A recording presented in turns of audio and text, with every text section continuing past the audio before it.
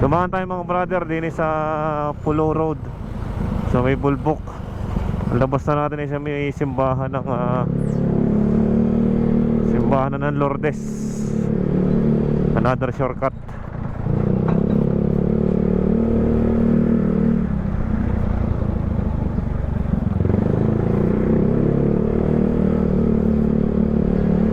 Basta kayo nakamotor, pwede kayong dumaan dito.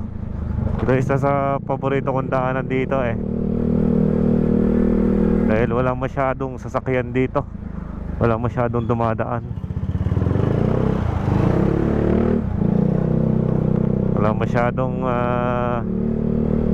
delikadong mga sasakyan. Kasi ito nasa ano tayo.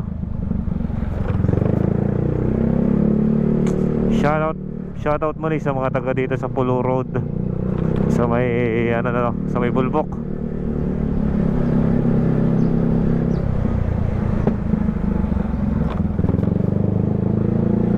Liit naman yun, no? Liit naman ang saranggola ni Otoy.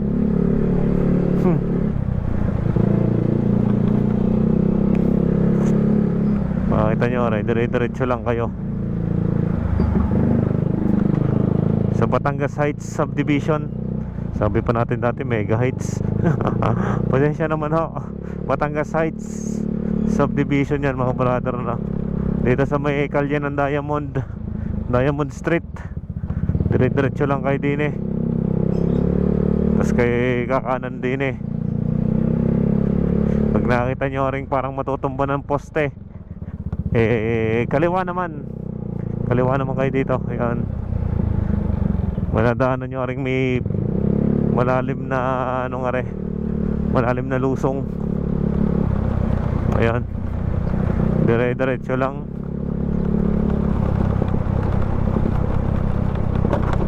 Uy, grabe yun, may humps pala doon.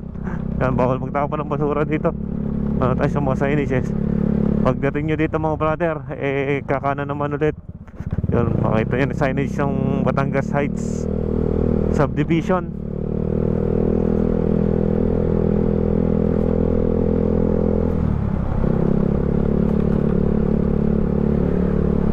Yan mga brother, andito na tayo ngayon sa may